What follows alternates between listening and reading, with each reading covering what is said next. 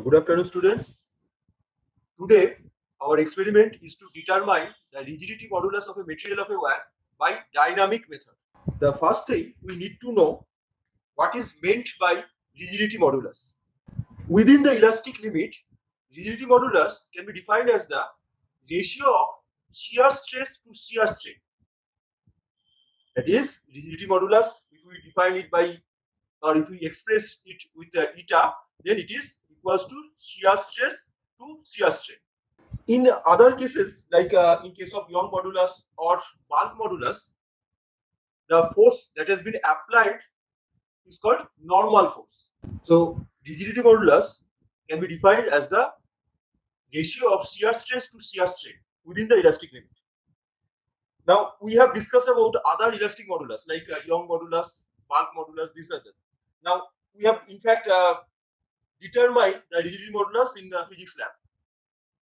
Now in all those cases, whenever we talk about the force is the normal force which has been applied. Now by stress we mean the amount of reactional force or the amount of restoring force developed within the body per unit area. That is the stress, and strain is the ratio of change in configuration to the original configuration. That means if the change in length we are considering, then change in length by original length will be the strain. If the change in configuration is made by change in volume, then change in volume by original volume will be the amount of strain developed. So whenever you supply some amount of force from outside to either change its shape or change its size, then strain is developed. Which is the change in configuration to the original configuration. And the body doesn't like it. Whatever body you think of, that body doesn't like it. Like it's changing shape or size. So it always try to resist these changes. And a restoring force is developed within the body which will oppose the external force applied on that body. And that restoring force per unit area is the measure of stress developed within the body. Therefore, please understand, first strain is developed, then stress comes. Though when we measure the stress, it is not possible to measure the restoring force, but we know that restoring force will be equal in magnitude and will be opposite to the direction of the applied force. Therefore, we generally use the magnitude of the applied force to estimate the amount of stress developed. Now, in case of Young modulus, suppose this is the body, this is a wire of some length, say. Now, if we apply force in such a way, if we apply force on this body in such a way that we want to change its length, we want to increase the length, and as a result, some change in length is possible. Now, this type of force is the normal force or longitudinal force, and that's why the stress which is developed is called longitudinal stress. If you remember that in case of Young modulus, we defined it as a ratio of longitudinal stress to longitudinal strain within elastic limit. Similarly, if we, instead of utilizing this type of force, if we apply force in this direction, then it will try to compress the body. That means the length will be decreased. So again, this is a longitudinal type of force. But in the case of rigidity modulus, we are not considering this type of forces. Rather, we want tangential force. So suppose this is your body. Now the force that is applied on the body will be tangential to this surface. So we are applying a force tangential to this. And as a result of this tangential force, instead of changing size of the body, that means increase of length or decrease in length, increase or decrease in volume, the shape of the body will be changed. That means after the application of this tangential force, now the shape will be changed like this. So you observe that this is the manifestation of this tangential force. And as a result, you observe that there is a change in shape. Now, if I want to quantize that change in shape, then we require the amount of strain developed within the body. So, if we consider the length of one side as L, that means this length is L, if we consider, and that this change is X, this amount is say X, then this change in shape can be quantized with this angle theta. With this angle theta, we can measure that amount of strain developed within the body. So here we call that type of strain as shear strain. So shear is associated when the force is tangential in nature. So in case of tangential force or shear force, the stress will be called shear stress. So here we are considering the shear stress, and the strain, which will be called as shear strain, and theta is a measure of that shear strain, can be written as, since the theta is very small, so theta will be almost equal to tan theta, and we can measure the tan theta by x by L. So theta can be measured. So shear strain both can be measured in this way. So these are our shear stress and shear strain. And rigidity modulus is the ratio of these two. Physically, by rigidity modulus, we mean the resistance offered by the material towards the change in its shape of configuration. So if we want to change the shape of a body, then the resistance offered by the material of the body is basically the rigidity modulus. Let's try to understand it in a different way. Suppose we have two materials. And with the help of those two materials, we have made two wires of similar nature. That means the length, cross-section area, etc. will be same of these two wires. Only the materials are different. Say this one is material A and this one is material B. Now suppose these are two wires made of two different materials A and B. Since the materials are different, they have two rigidity modulus. Say first one has rigidity modulus of eta A, second one has rigidity modulus of eta B. And we assume that eta A is greater than eta B. What does that mean? It simply means that if we want to make same amount of shape change, that means suppose we want to, or first, okay, we can define it in two ways. Suppose first we are supplying same amount of force on both the bodies. We are supplying same amount of force. Yes, same amount of force we are applying on both the bodies. And as a result of this, in case of first one, say the change in shape, we change the color. Let's say now in the first case, the change in shape will be like this. Say that means this is the angle. This is the angle theta. On the other hand, for the second case, suppose for the same amount of force, now the change in shape is like this. That means here the angle is more. If I say theta 1 and theta 2, so you understand theta 2 is more because it has less rigidity modulus. That means it can resist the change in shape to a lower amount with comparison to the material A. So when we apply same amount of force, in case of material B, the change in shape will be much larger. That means in case of first, the material can resist to some extent, whereas in case of second, it cannot. That's why its change in shape is large. Now, how will you measure this rigidity modulus? In our physics lab, this is the experimental setup that we have. And you observe here, there is a wire whose rigidity modulus, the material of which whose rigidity modulus we need to measure. And there is a cylinder attached to it. And this is the amplified image of that cylinder. And you observe the cylinder is placed on a circular scale. and there is a mechanism to rotate it. You observe between cylinder and the scale. Observe here, there is a gap. So we can rotate the cylinder easily, and if we rotate the cylinder, there will be rotation of the wire also. Rather, we can say there will be twist in the wire also, because other end of the wire, this end of the wire is fixed to the rigid support. Now, to understand the basic principle, let's have an analogy. So, analogy here is a spring mass system. So, we observe there is a mass.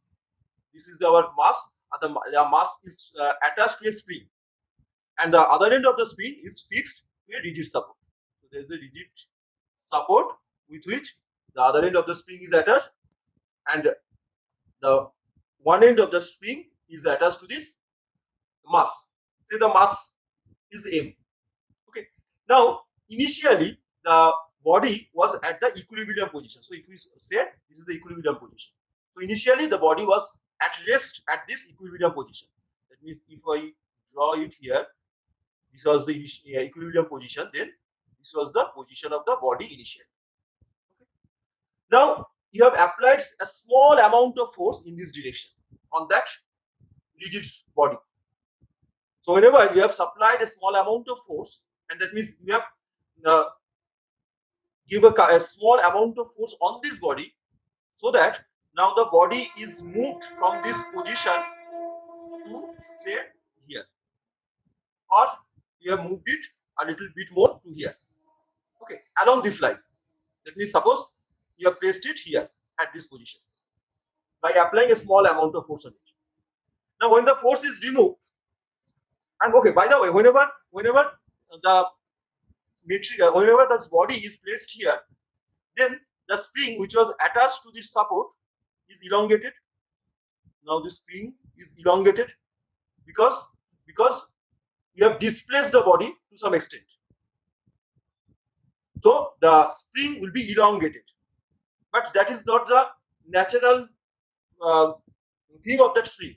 So the spring wants to come back to its original configuration, which is normal to it. Therefore, a restoring force will be developed within that spring. A restoring force will be developed within the spring, and that restoring force will act in this direction. This is the direction along which the restoring force will act, so that the spring comes back to its original configuration. So what is happening? Initially, the body was at this equilibrium position, was at rest at the center here. Say now you have applied some force so that the body has been displaced to this position now. But as the spring is attached to the body, when the body is displaced, then spring gets elongated, and a restoring force is developed within the spring, so that the spring will come back to its original configuration. Therefore, this is the direction along which restoring force will act. So when the restoring force will act within the spring, and spring comes back to its original configuration, then the mass which is attached to the spring will also be displaced, but now the mass is displacing in the negative x direction. So this is the direction along which the mass will be displaced, and due to its motion,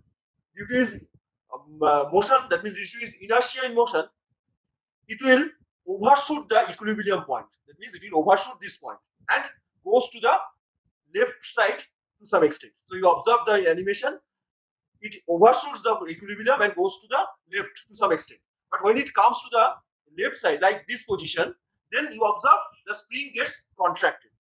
The initial case, the spring was elongated like this, but now the spring gets contracted.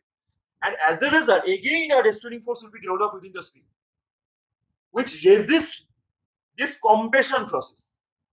This restoring force will be developed to resist this compression of the spring. So now, this restoring force will act along positive x direction, this direction, so that the spring comes back to its original configuration.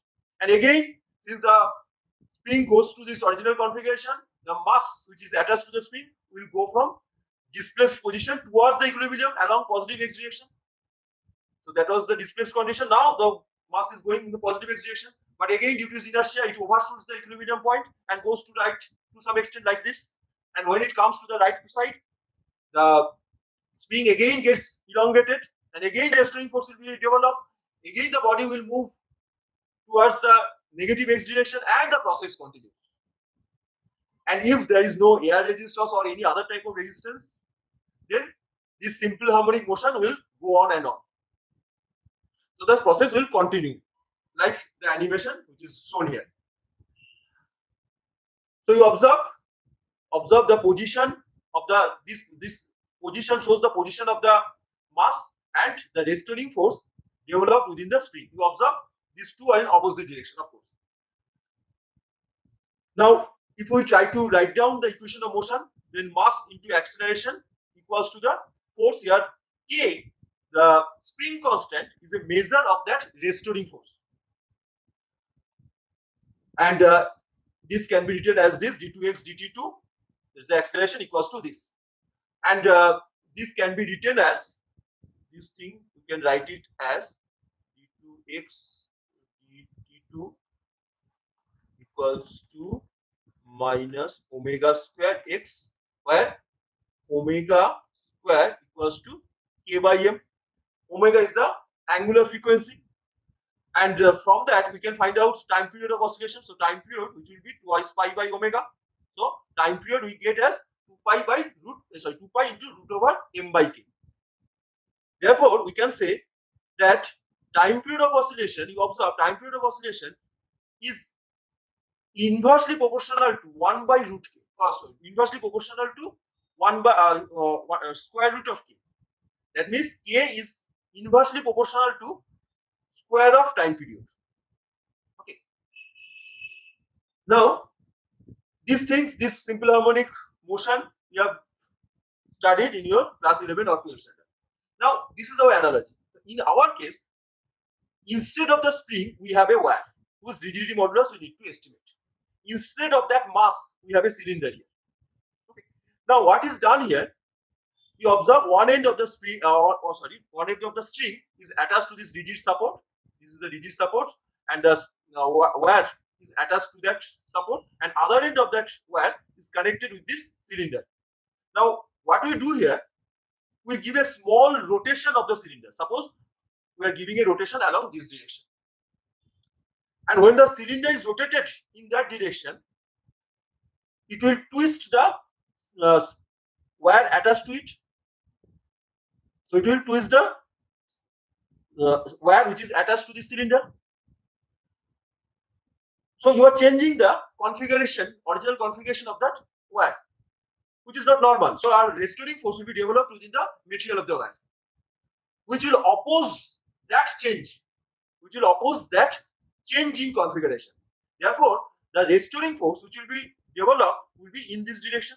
So this is the direction along which restoring force will be developed. So when this restoring force will try to untwist the wire, when this restoring force will try to untwist this wire, then it will also rotate the cylinder. Now the cylinder will rotate in this direction. Like this mass and spring condition, here also the cylinder, when it is rotating clockwise, like in this direction, then it will overshoot its equilibrium position and will rotate more in the clockwise direction. So if it will rotate more in the clockwise direction, again the wire will be twisted, but in the opposite direction. So now wire will be twisted in clockwise direction. So again, restoring force will be developed within the wire to resist this change. And now, what will be the direction of restoring force? This will be the direction of restoring force, that means anti-clockwise direction. So due to this restoring force, now the wire will again be untwisted. But during that process, the cylinder will rotate along anti-clockwise direction, and again it will overshoot the point of equilibrium and goes more towards anti-clockwise direction. And again the wire will be twisted and the process goes on and on. So if there is no air resistance here, that means if we can perform this experiment in vacuum, we can observe the process for a longer period. But due to air resistance, after some time, the motion will die out. If we try to write down, okay, better to observe it first. Observe this animation now. You observe this is the wire. This is the wire. We have a portion of the wire. Suppose this portion is magnified. And first of all, you observe there's a single line drawn on that wire. Excuse my drawing. So this is a single line, says a straight line drawn on that wire. Now when the wire is twisted due to rotation of the cylinder attached to it, then you observe when it is rotating, then this wire, that line drawn on the wire will also be rotated in this way. So we can have, this is the angle of rotation. So this is the measure of the shear strain. This is the measure of the shear strain. So this is the angle. This is the angle which is observed here due to this twist. Okay, you observe this is the angle which is due to the rotation of the cylinder in either direction. So if we try to write down the equation of motion like the case of mass spring mass system, so if we try to write it, so that was the mass into acceleration here. Similarly, in this rotational dynamics, the mass will be replaced by moment of inertia. So in rotational system, instead of normal mass, we will write the moment of inertia I. Instead of displacement, here we have the angular displacement theta. Therefore, it will be d2 theta dt2 equals to minus of a measure of resistance. In the previous case, that measure of resistance was given by spring constant. Here, the measure of resistance will be given by torsional rigidity theta c, and then the displacement here, the angular displacement. Same thing. So if we write it again, it will be d2 theta dt2 will be like this. This quantity c by I is actually representation of omega square. So if we write down the time period, we will observe that just like the previous case, the time period will be related with this torsional rigidity C. So torsional rigidity is a measure of the resistance offered by the material of that wire. Again, that resistance offered by the material of the wire can be given by rigidity modulus. Only the definition will be different, but both gives you the measure of resistance. Therefore, this rigidity modulus and torsional constant or torsional rigidity must be related to each other. So I'm not going into that definitions. The point is, if we can measure C, then we can measure rigidity modulus also. So by this technique, by measuring C and hence by utilizing the conversion between C and eta, the rigidity modulus can be estimated like with this formula. So we are not going into the derivation of this formula, but we need to understand the formula itself. So you observe that this eta depends on so many quantities. There will be some quantities related with that wire. That means we want to determine the rigidity modulus of this wire. Therefore, the length of the wire, the effective length of the wire is utilized as L. Then radius of this wire, is R. So L and R are those things. Time period of rotation, you understand, somehow time period is related, because from C by I we can get the omega square, and omega is related to time period. So time period comes, and just like the previous case, you observe rigidity modulus here also inversely proportional to time square. And what you require, another thing, I, moment of inertia. And moment of inertia for a cylinder can be estimated by the mass of the cylinder and radius of the cylinder. That's why these two quantities are also required. So therefore, this is our rigidity modulus formula, which contains length of the wire, radius of the wire, mass of the cylinder, radius of the cylinder, and time period of rotation. So these are the quantities we need to measure in this experiment. Once we measure those quantities, once we can measure all of these quantities, all of these variables, then eta can be estimated. Now, out of all these quantities, you understand, some quantities should be measured with higher accuracy, some not. We'll understand it when we observe the demonstration. Going to demonstrate the whole experiment. Now, if you observe here, this is our experimental setup. This is the wire whose rigidity modulus we need to estimate. And you observe the wire is fixed. The one end of the wire is fixed at this point. So this end is fixed, and the other end of that wire is connected with a cylinder. So both ends of the wire is actually fixed, but we can rotate this cylinder, and if I rotate the cylinder, then a tangential force will be acted on this wire. Okay, so here our purpose is not to give a normal force. If we want to supply more amount of normal force, then what we have to do? We have to only increase the mass of the cylinder, and that's not our purpose. Our purpose is to supply a tangential force, so that a tangential stress will be applied on this wire. And because we want to determine the rigidity modulus of the material of this wire, and for that,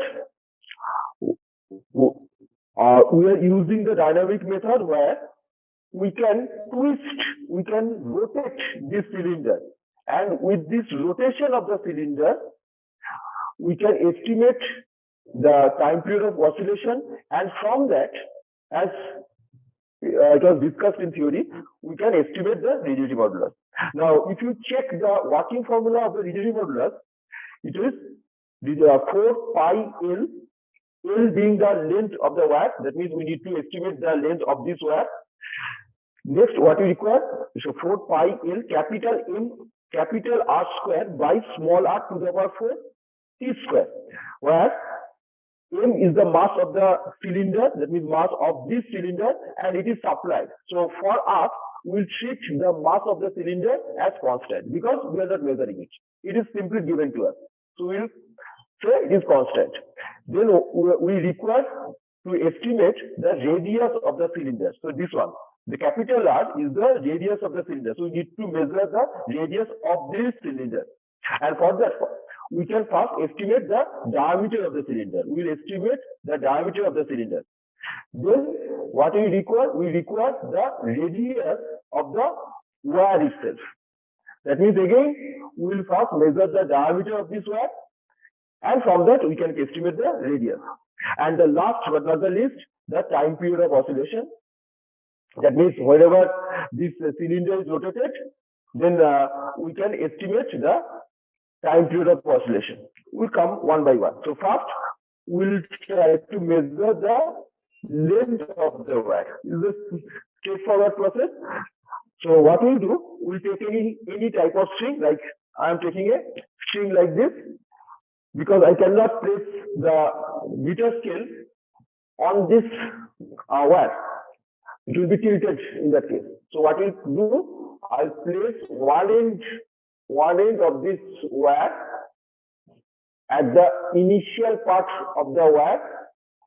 So one end of the string is attached to the initial part of that wire, and I will find out the other end of the string, which will be just attaching the other end of the wire. We'll place it fixed and straight. So that instead of the wire, now I'm getting the length of the string. Now we'll place the length, we'll place the string on a meter scale.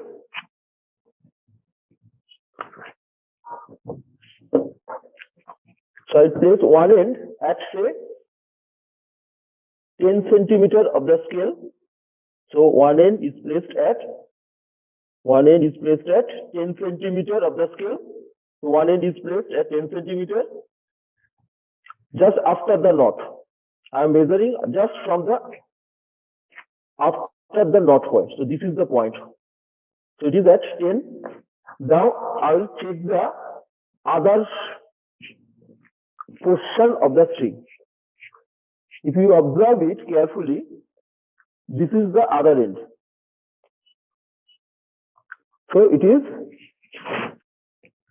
just crossed 96. It is 96.2.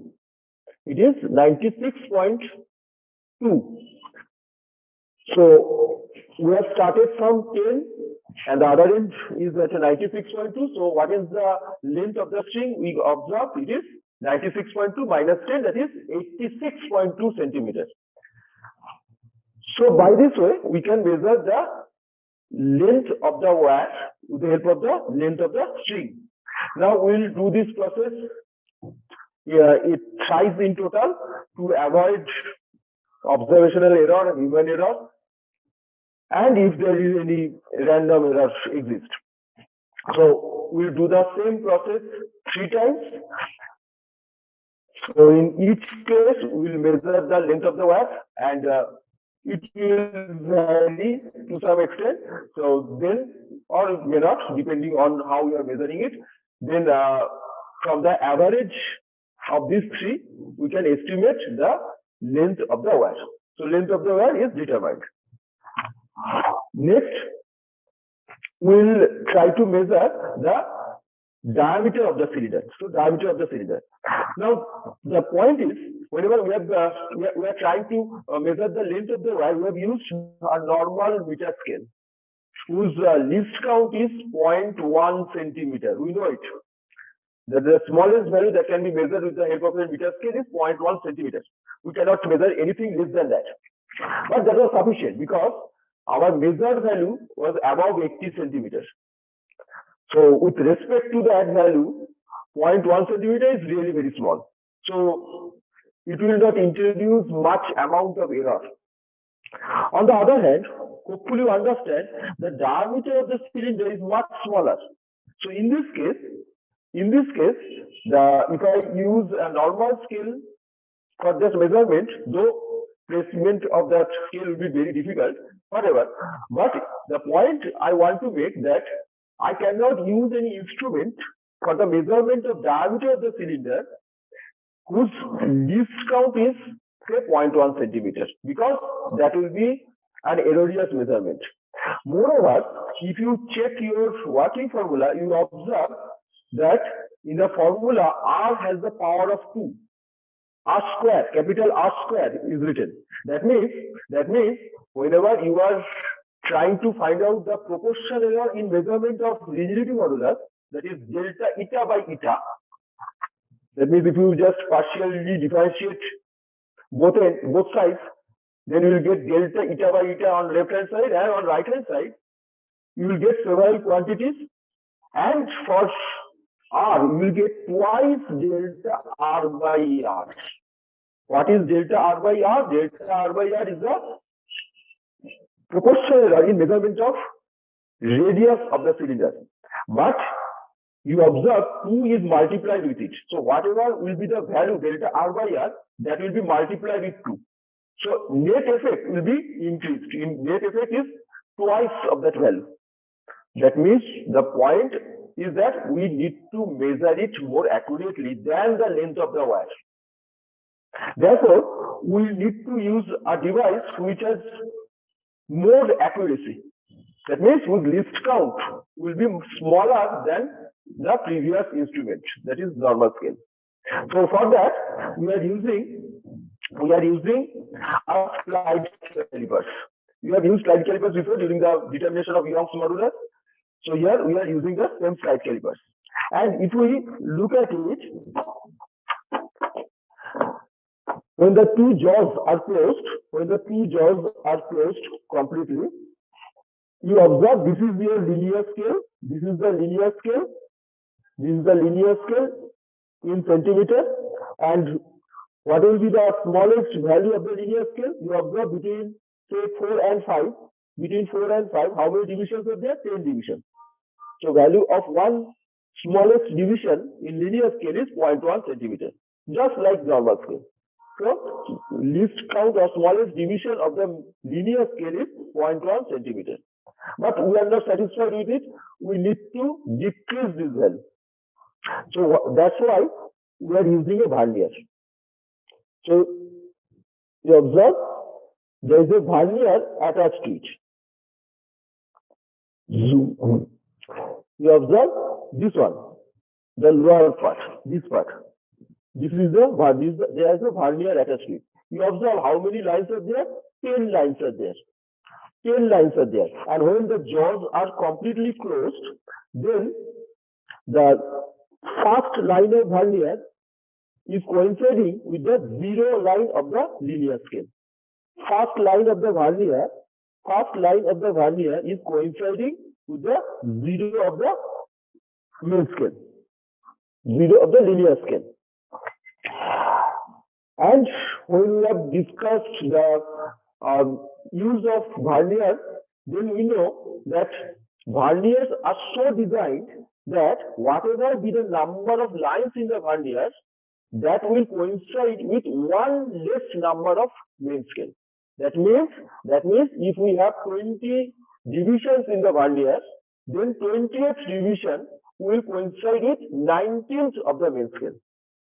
Like in case of microscope that you have used during your modulus experiment, there are 50 divisions in the vernier of the microscope, and the 50th vernier coincides with the 49th of the main scale.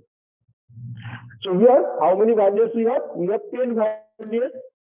That means 10th vernier, that last one, the 10th vernier is actually coinciding with 9th of the main scale. So you observe this is the 9th, it is coinciding with the 9th. This is 10th, so 9th of the linear scale is coinciding with the 10th of the vernier. So 10 verniers are equivalent to 9 linear scale. So one vernier is equivalent to 9 by 10. That means the change is 1 minus 9 by 10, that is 1 by 10. We multiply with the smallest value of the linear scale, that is 0.1 centimeter.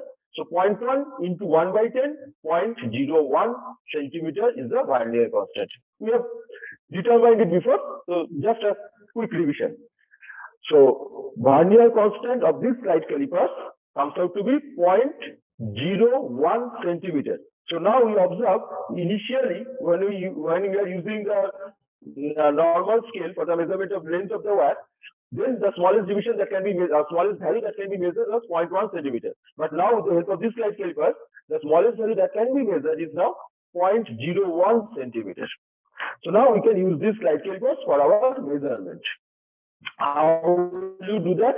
First, we will open the jaws like this and place the cylinder in between the two jaws like this. So we'll say near the bottom portion of the cylinder, I'm placing it in such a way that the cylinder is just in between. Cylinder is in between the two jaws of the slide calipers. So it is in between the two jaws of the slide calipers now.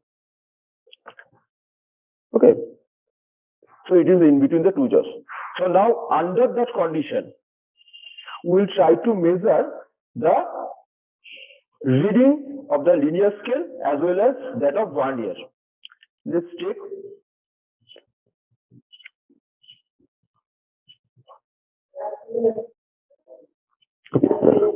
let me move it a bit.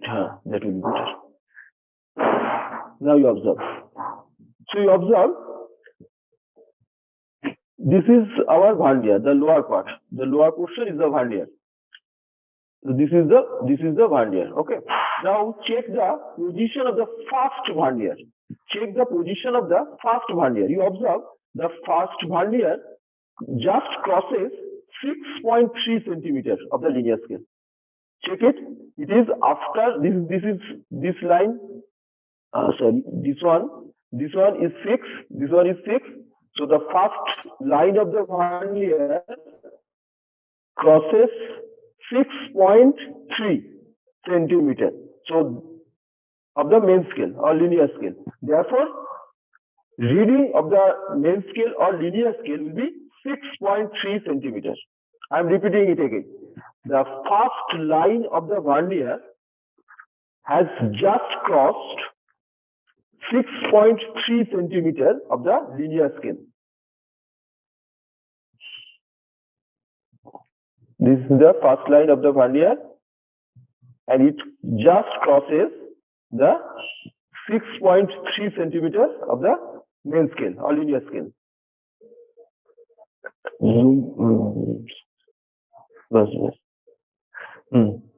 Therefore, our main scale reading or linear scale reading is 6.3 centimeters.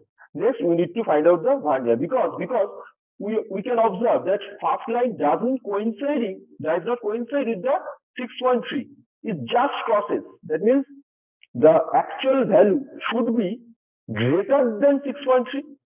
Maybe it is very small. It is between 6.3 and 6.4, no doubt.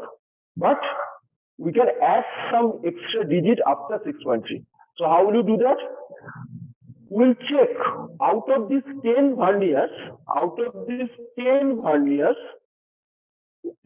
which one is coinciding with any linear scale line.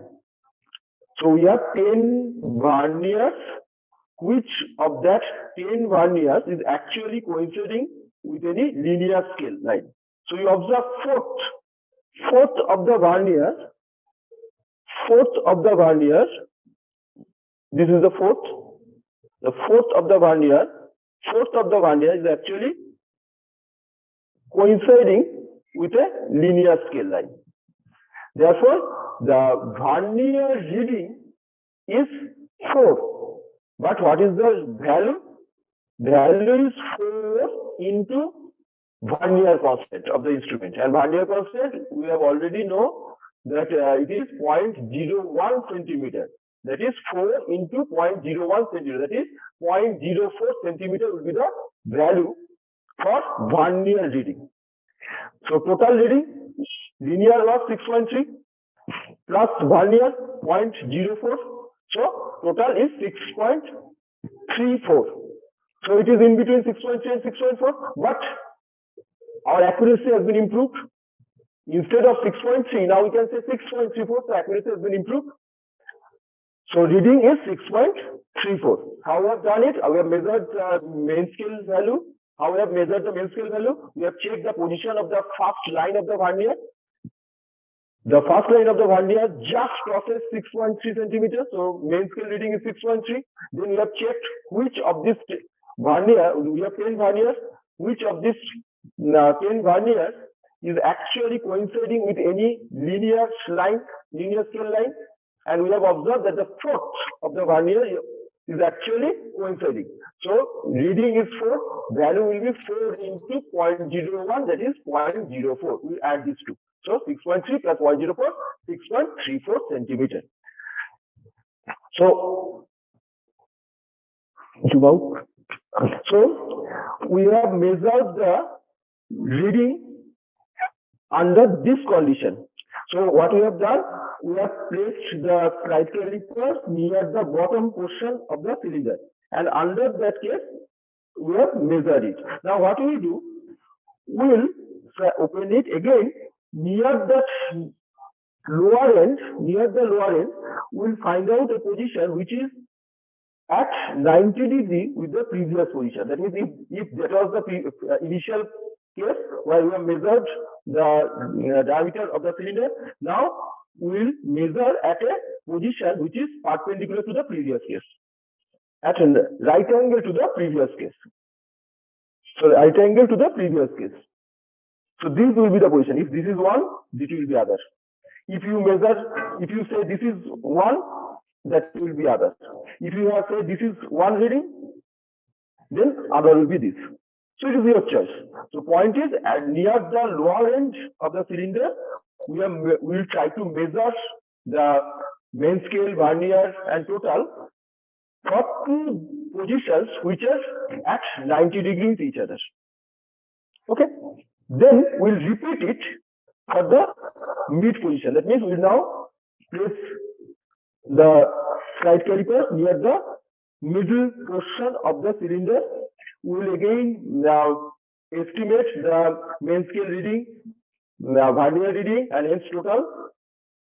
That means diameter is measured under this condition. Then we'll measure the diameter again at a position which is 90 degree to the previous case. Then we'll repeat it near the upper portion of the cylinder like this. Again, at two different positions which are at 90 degree to each other. If this is one, another will be 90 degree like this. So basically what we are doing, we are taking the measurement of the diameter of the cylinder at three different locations: lower, middle, upper, and at 90 degree with each other. So total 6 readings we are taking, so that we can reduce the human errors or random errors, or if there is any problem with the uniformity of the cylinder, that can also be taken into account. That's why at 3 different regions we have measured, and at 2 perpendicular positions we have measured. So total 6 readings. So diameter of the cylinder can be measured in this way. So 6 diameters we have measured. So 6 diameters we have measured. Then we'll check whether there is any instrumental errors in this slide caliper. How will you check it? For that, what we'll do, we'll place the 2 jaws connected with each other. That means jaws are now completely closed. Under the situation, we will check the position of the.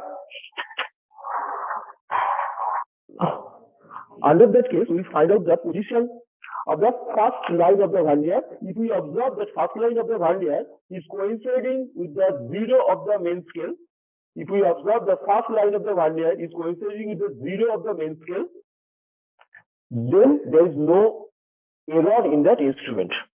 So in this case, and generally in case of slide calipers, instrumental error is negligibly small or 0.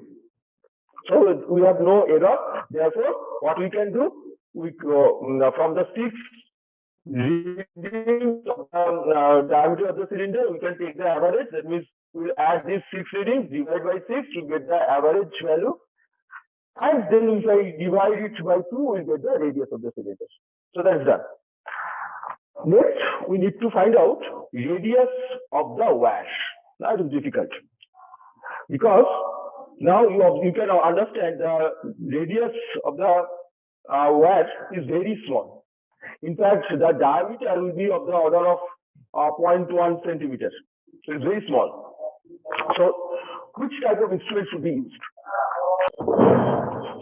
So for that, we need one type of instrument which has better accuracy. That means the least count should be smaller than the previous cases. So in the first case, we have used an instrument, a scale, whose least count was 0.1 centimeter. Then for measurement of radius of the diameter of the cylinder, we have used slide calipers, whose least count is now 0.01 centimeter. But we are not satisfied with using this instrument for the measurement of diameter of the wire. One problem is how to place it. And the most important problem is the accuracy. In fact, if you again check the working formula, you observe that with smaller, power of 4 is attached. That means whenever you will try to find out the proportional error, it will be 4 delta smaller by smaller. It will be 4 delta smaller by smaller. That is, what is delta r by r? Delta smaller by r is the proportional error in measurement of radius of this wire. And effectively, it is 4 times of delta r by r. That means whatever error may occur in that measurement of radius of the wire, its actual effect will be 4 times. So it will introduce a huge error. So we need a sophisticated instrument which can reduce the error. And for that, we are using a device called screw gauge. So this is our screw gauge. So we'll use this instrument to measure the radius of the diameter of the wire. Now you observe, if I open it, There is a linear scale here. Can you observe? There is a linear scale. There is a linear scale here with marking.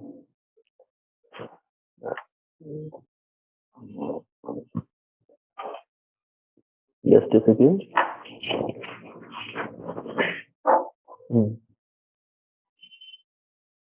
Now observe it.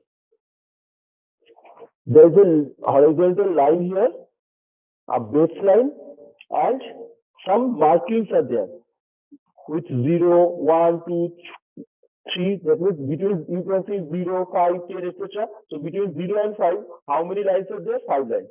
So value of 1 is 1 millimeter. That means 0.1 centimeter. So again, the smallest value of the linear scale, is 0.1 centimeter. Smallest value of the linear scale is again 0.1 centimeter. Okay. So be careful about this baseline. There is a horizontal line here. There is a horizontal line. Okay. This is the horizontal line. It has great importance in this instrument. So this is the line. And we have a circular scale. So this is a circular scale, this one. If I rotate it, you observe, it is starting from 0, 10, 20, and between say 0 and 10, there are 10 divisions.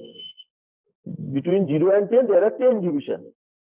So 10, 20, 30, 40, 50, 60, up to 90, then again 0. That means total number of division in circular scale is 100. Total number of divisions in the circular scale is 100. Okay, so note it down. So what we observe, the value of the smallest division in the linear scale is 0.1 centimeters. Note it. And total number of division in the circular scale is 100. Clear? Now, first thing, like measurement of the Vernier constant in case of the Vernier we have used before. In case of screw gauge, we need to find out the least count. Now, in case of screw gauge, how will you measure it? First, we'll close it again. We'll place it in such a way that 0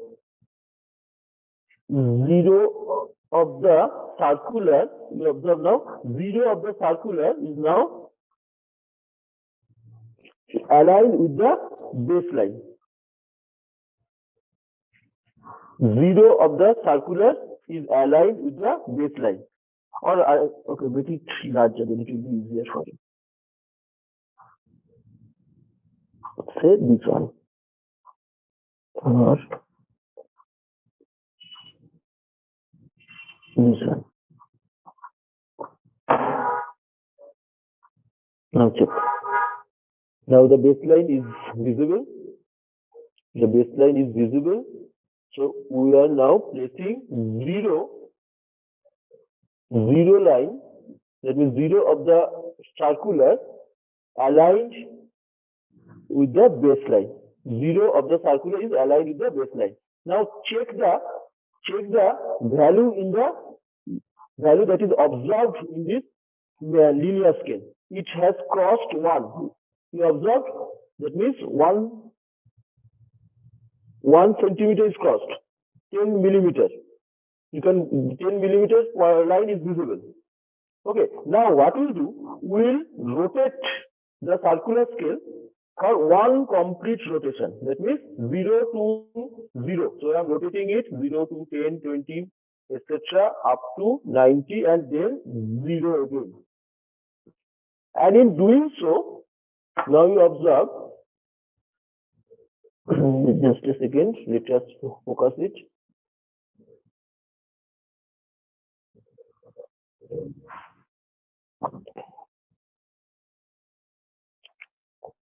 So whenever we have done it, you observe one more line in the linear scale is visible. That means when the circular scale is rotated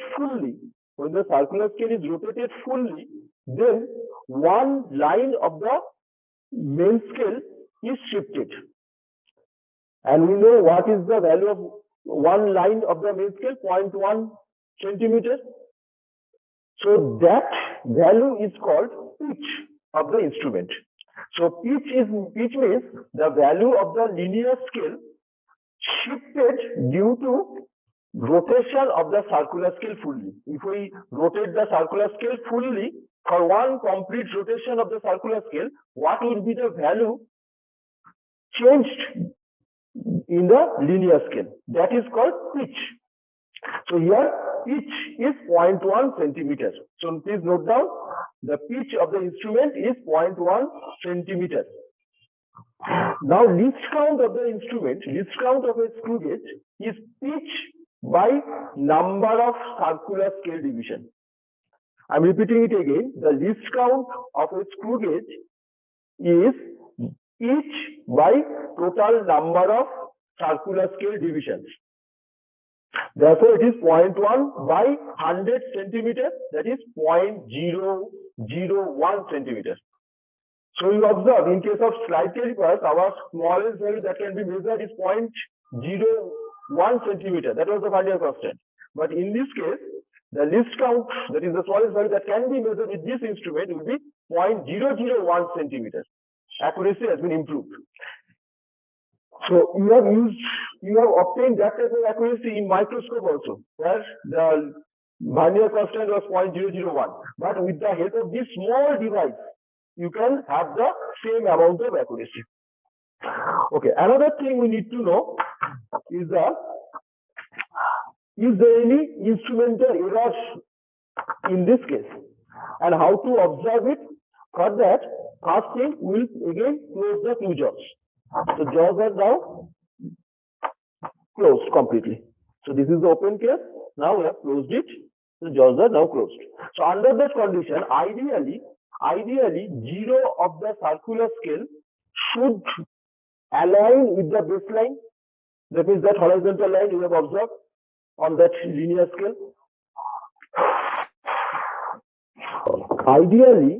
Ideally, the zero of the circular scale should be aligned with the baseline. But here what we observe, this is the baseline. This was the baseline. Okay. Check. This is the baseline. The horizontal line now visible. Now, if I close the jaws are now closed. So under that condition, zero should coincide with the baseline. But what we observe, it is not zero which is coinciding. Rather, it is 16 or 15. 15th of the circular scale, which is actually now aligned with that baseline of the linear scale. You observe 15th of the Vernier, circular scale is actually now aligned with the baseline. Let me just a second. I will try to show you. This is the line. This is the line which is now along with the horizontal line of the linear scale. Okay, so there is some instrumental error in this case. So what you have observed that when the two jaws are connected with each other, then ideally zero of the circular should be aligned with the baseline of the linear scale. But for this particular instrument, we have observed that 15th of the circular was actually aligned with the baseline. What does that mean? That means whenever you are actually measuring a quantity and your circular reading comes out to be, say, 25. Is it the correct one? No. Because instead of 0, you have started from 15. Instead of 0, you have started from 15. That means actual value is 10. Actually, 10 circular divisions have been changed due to that measurement. So that is erroneous. And that means in that case, what you have to do, whatever measured value you get, from that measured value, subtract the error. Right? Our error is number of divisions 15. So actual error 15 into least count of the instrument. 15 into least count of the instrument is the actual value of instrumental error. That means 15 into 0.001, that is 0.015 centimeter is the value of the error. And we need to subtract this value from the measured value. Because as I have mentioned, what we have started, what ideally should have started from 0 is now starting from 15. So that is error. On the other hand, if the situation was like that here the 15 circular scale is actually crossed 0. That means it actually crossed the baseline. If it is the opposite thing, that means it 15 circular scale lines are below the baseline. That means if you are getting a value, say 25, your reading is 25 of the circular scale, then that is also erroneous, because you have not started from 0, you have started from 15 below 0. So that should be added. That should be added. That means your actual circular scale reading should be 25 plus 15. So that type of error is called negative error. That means then in that case, when we observe that, we will observe that 0 of the circular scale is above the baseline, then it is our negative error. That means we will use a negative symbol, like we will say minus 15 into least count, that is minus 0.015 centimeter. That means whatever measured value we have, say measured value is x, then x minus the error. So x minus of 0.015, that is x plus 0.015. That will be your result. Okay. Now we'll try to measure our quantity. So we know this instrument has instrumental error of 0.015 centimeter positive. That means we always subtract this value from the measured value. Now what we'll do first, we'll place near the lower part of the wire. Near the lower part of the wire, we place the wire in such a way that it is in between the two jaws, and we'll try to place it at the middle of the two jaws. So like this. Now we'll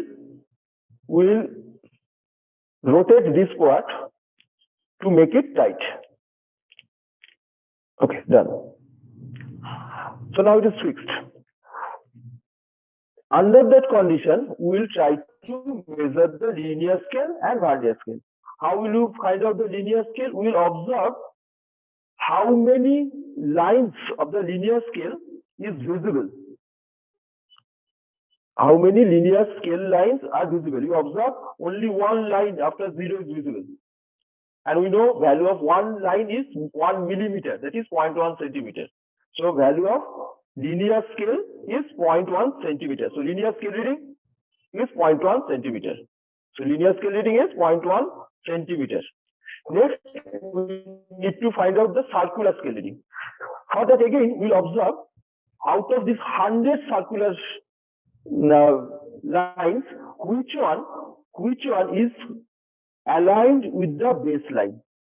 You observe out of this 100, which one is aligned with the baseline. And we observe here 30th circular line is actually aligned with that baseline.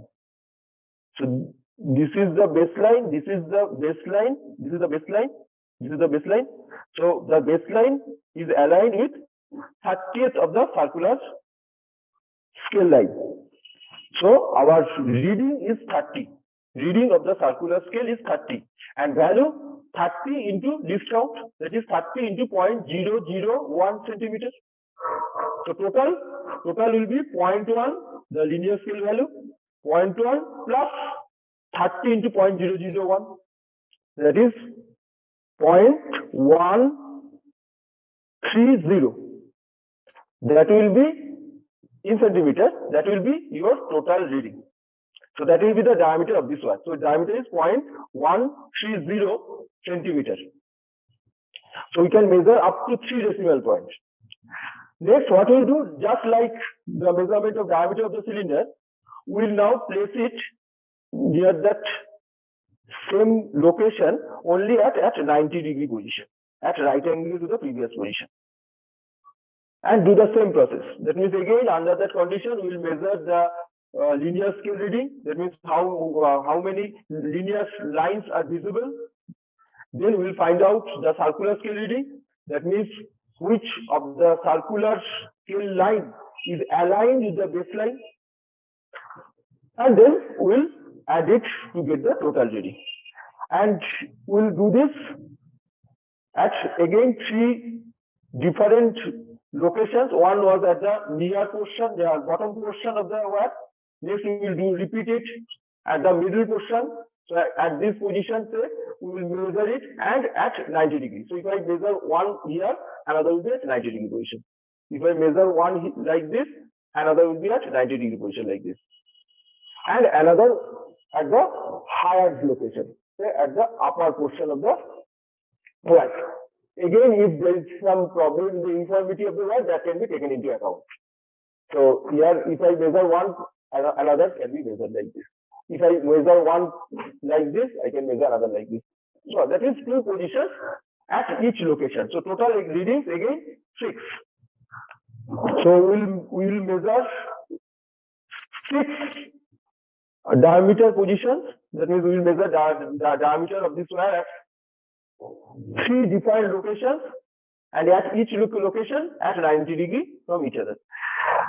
And so we will get 6 measured values, but we know they are not correct because there is some instrumental error. So from each value we can subtract the instrumental error to get the corrected diameter. So we get 6 corrected diameters. We take the average of those 6 to get the mean or average diameter, divided by 2, we will get the radius of the wire. So 3 measurements done. The last one, we need to measure the time period of oscillation. Now, what is meant by time period? Time period means for the time required for one complete rotation or one complete oscillation. That is the time period. So here, what we'll do, we need to give a tangential stress, and that is given by rotation of this cylinder. And as I mentioned, during that rotation, we can measure this time period. So what we'll do, we'll make a small change in angle. Why small? Because if I make a larger angle, you observe along with rotation, there is vibrations also. And in that formula, we have not taken into account of this vibration. So it will be erroneous. That's why what we'll do, we'll from this equilibrium position, from this rest position, we'll slightly rotate it, say between 30 degrees, then release it. So now it is rotating. So we observe it is rotating between 2 points. So it is the extreme left point. This point is extreme left, and this is extreme right. So it is in between these 2 locations, left and right points. It is rotating between these 2, and with air damping, the amplitude will decrease continuously. So what we want to find out is to measure the time for one complete rotation or complete oscillation. That means, suppose when it will be at this extreme left end, when it will be at this point, then we start measurement of the time. That means when it is here now, we start measurement of the time, and when again it comes back, that means it is moving from this position, comes here. It is moving from this position, comes here. From this position, it comes here, then goes back to that position. One complete rotation is done. One complete oscillation is done.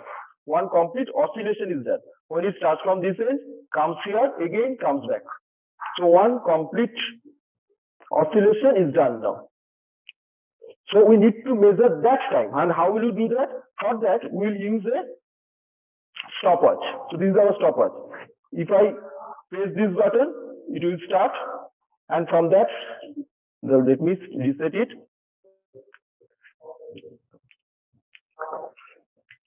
Just a second.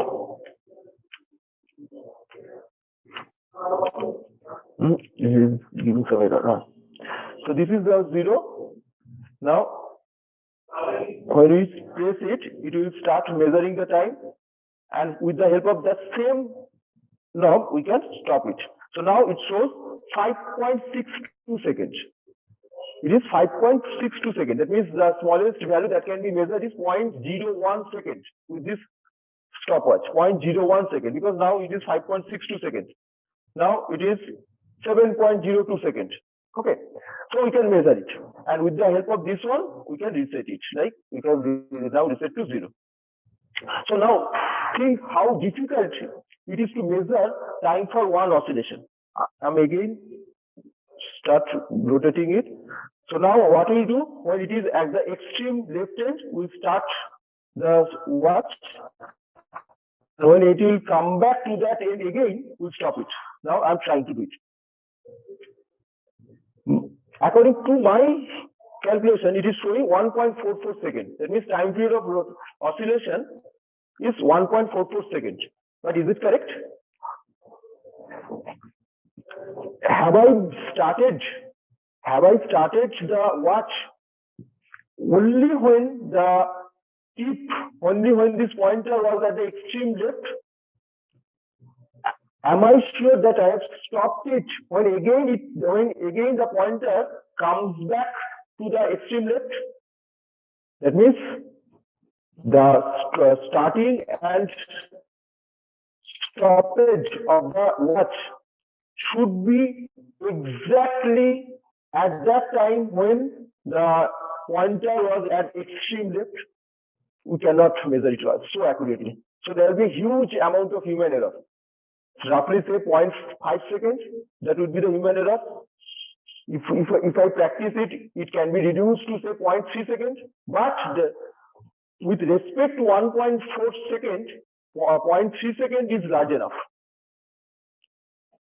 So if I try to measure the time period of oscillation in this way, it will give a huge error. Though I am using an instrument whose least count is 0.01 seconds, still a huge error will occur due to human error. So what can be done? So what we could do, instead of measuring the time for one oscillation, we'll measure time for 20 oscillations. So we'll try to measure for 20 oscillations. Like when it will go to the extreme left, we'll start. Now we'll just count the number 1, 2, 3, 4. We'll just count the number of oscillations. And when it will be 20, then we'll stop. Suppose though it is not now, still suppose now it is 20. Then I will stop it. So whatever time we'll get for 20 oscillations, this time we get is for 20 oscillations. Now in this case also there will be some human error. That means I have not started it. I have started the watch only when the pointer was at the extreme left, or when the pointer again comes back to the extreme left, then I have stopped it. No. So there was some error. Say error is again 0.5 seconds. But that error is now distributed among 20 oscillations. Therefore, if I find out the time period, how will you find out the time period? Whatever time we get for 20 oscillations, we will divide it by 20. Suppose I get the total time as t seconds. So we get the time period of oscillation is t by 20 seconds. That means whatever human error had occurred during that measurement, that is now distributed among that 20 oscillations, so that one oscillation has a very small amount of human error. So we can reduce the amount of human error by that way. So this is the way we can measure the time period of oscillation. It's very simple, only need to understand it. And we will do it, we'll repeat it 3 times.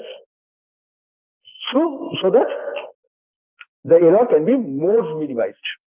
So what we have done, we had the variables length, diameters, and time period. So we have measured the length of the wire. We have measured the length of the wire with the help of a linear scale, whose least count is 0.1 centimeter. Then we have measured the diameter of the cylinder with the help of a slide caliper, whose least count is 0.01 centimeter. And we have measured the diameter of the wire itself by a screw gauge, whose least count is 0.001 centimeter. And then we have measured the time period of oscillation by measuring actually 20 oscillations.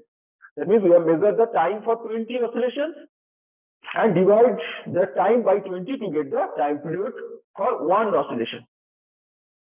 So that's why we can measure all these variables. Okay, so here are the tables.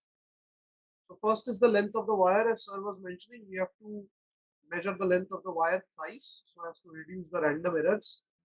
So let us say in my case, you have already been supplied with the data. So for example, in my case, these are the three lengths that we measure. 3 times we measure the length, and the average length comes out to be 86. So this is my average length. Now next is this table number 2, which is the least count of the screw gauge. Sir was mentioning that the value of one smallest linear scale division is 0.1 centimeter. Similarly, the pitch was also 0.1. The number of circular scale divisions we saw was 100. So the least count of the screw gauge was 0.001. Now table number 3 is for the calculation of radius of the wire. So these are the 3 points, 1, 2, and 3. 1 is the measurement of radius or diameter of the wire, and let's say at the bottom part. 2 is the measurement of diameter at the middle part, and 3 is the measurement at the top part. And what is A and B? A and B are the measurements at the bottom part, let us say, for 2 orthogonal positions or 2 perpendicular directions. So for 2 perpendicular directions at the bottom part, A and B. At the middle part, you measure the diameter at 2 perpendicular positions A and B. Similarly, at the top part of the wire, you again measure for the 2 perpendicular directions. So the linear scale reading is same, let us say 0.1 centimeter, and this is what you get for the circular scale. Now you will be given the data 37. Here you would be given 44. Likewise. So what you have to do is you have to convert it into centimeter. So 37 is your circular scale reading.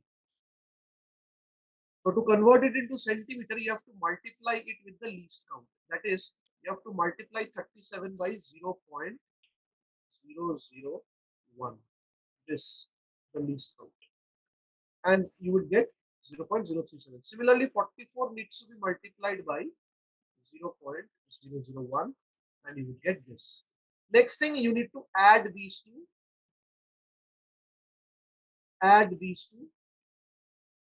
Linear scale and the circular scale.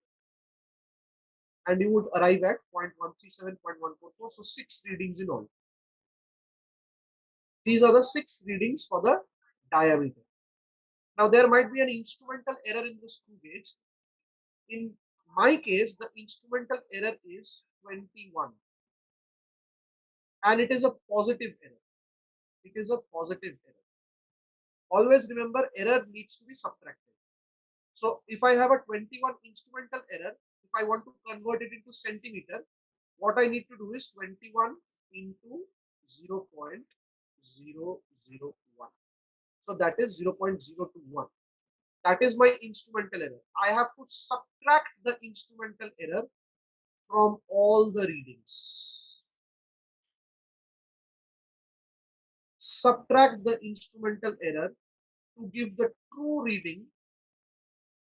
So you have to subtract the instrumental error from all the readings. So that will give you the corrected diameter. So if you subtract 0.021 from 0.137, you would get a 0.116. Likewise, these are the corrected diameters. You have subtracted the instrumental error. Next is you have to take the average of all the 6. So this is the average mean diameter or the average diameter. So the mean radius is the half of it. So this is the radius of the wire. Next is time period for 20 oscillations. Small t, let us say. So we again measure it 3 times. So these are the 3 results. And we take the average of the 3. So that is the time required for 20 oscillations, complete oscillations. What is the time period? That is denoted by capital T. The time period is T divided by 20, and this is the time period for one oscillation. Now this is the vernier scale, the slide calipers table. You know that 10 divisions of vernier scale coincides with 9 main scale divisions. What is the value of one smallest main scale division? It is 0.1 centimeter. So the value of one smallest vernier scale division is 0.09. This is the least count. We have done it several times. So this is the least count of a slide caliper. Now table number 6 is the diameter of the cylinder. Again, there are 3 positions: bottom, middle, and top of the cylinder. So bottom of the cylinder, you measure it twice. That is along 2 perpendicular orientations. Middle of the cylinder, you measure it twice. 2 perpendicular orientations. And top of the cylinder, you measure it twice. 2 perpendicular orientations.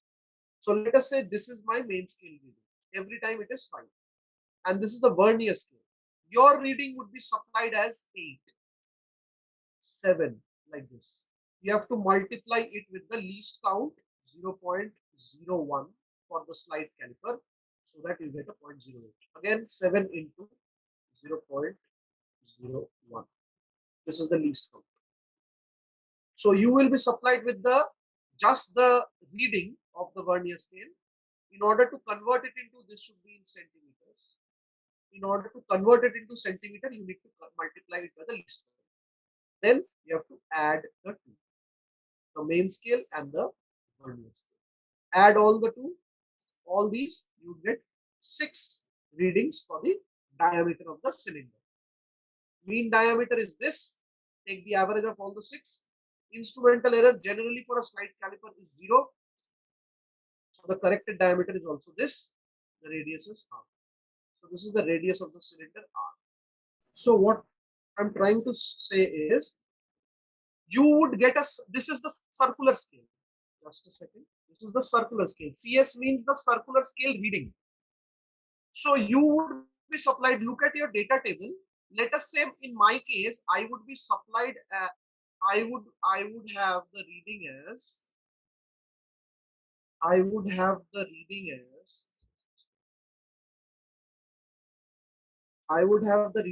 as 37. This is mentioned in your table. Let's say in this case, I would have it as 44. So this is my circular scale value. That is coinciding with the baseline of the main scale for the screw gauge. Sir showed you in the demonstration. So 37 circular scale reading is coinciding with the baseline. So what is your reading in centimeter? Your reading in centimeter would be circular scale reading 37 multiplied by the least count of the screw gauge, 0.001, that is 0.037. Is it okay? Okay, sir. Right? So this is what you have. Whatever instrumental error that you have, the instrumental error in this case, it will be mentioned as 21. Just multiply it by 0.001. That is the least count of the screw gauge. You would get this. Subtract the instrumental error from all the readings to get the corrected diameter. Fine. So similarly, here for the diameter of the cylinder, the vernier scale reading would be 8. In order to get it in centimeters, you have to multiply 8, whatever reading is given, with the least count, that is 0.01. So you would get a 0.08. Now add 5 and 0.08, you would get a 5.0. Similarly, this would be 7 given. So multiplied with the least count, you would get a 0.07. Added to 5, you would get this. So this is the average of all these 6, 5.08. The instrumental error is generally nil for a vernier caliper. That is the corrected diameter. Take the half of it, that would be the radius. of the cylinder, capital R. Now the calculation part, the rigidity modulus is given by this, that is 4 pi L mr square r to the power of 4 p square. So if you plug in all the values, 86 is the mean length from your table. Mass of the cylinder is supplied to you. This is the radius, mean radius that you have calculated from table number 6. This is the mean radius that you have calculated from table number 3 for the wire to the power 4. This is the mean time period that you have calculated from table number 3. So you plug in all the values, your calculator would give you a value like this for eta. Right? Now next is the proportional error. Delta eta by eta. You can see here L is measured. Now R is one thing, the radius of the cylinder. Small r is the radius of the wire. T is the time period of oscillation. Now if you work out the proportional error formula, delta eta by eta, you would get this. Delta L by L plus twice of delta R by R. You can see R as a power 2. 4 of delta small r by R, it has a power of 4, and 2 of delta T by T. But there is a problem. The problem is, if you understand, this is the least count of the instrument with which we have measured the radius of the cylinder. But mind it, we have not measured the radius of the cylinder. We have instead measured the diameter of the cylinder, and from the diameter we have calculated the radius of the cylinder. Similarly, delta R is the least count of the instrument with which we have measured the radius of the wire. But again, mind it, we have not measured the radius of the wire, but instead we have measured the radius of the diameter of the wire. Similarly, delta T is the error in the least count of the apparatus with which we have measured the time period of the oscillation. But again, remember, we have not measured the time period, but we have measured the time taken to complete 20 oscillations, that is small t. So here, instead of R, capital R and R, capital R, small r, and capital T, we have to replace it with those quantities which we have measured. So our formula becomes this. This is the formula. Please note down, students. This is the formula that you will use to calculate the proportional error, where delta L is the least count of the meter scale. This you know is 0.1 centimeter meter scale. Length is the L is the average length of the wire. Delta D is the least count of the vernier caliper, because you have measured the diameter of the cylinder using a vernier caliper. So this is the least count of the vernier caliper, delta D, and D is the diameter that you have measured. Small delta D is the least count of the screw gauge, because you have used the screw gauge to measure the diameter of the wires, and small d is the diameter of the wire.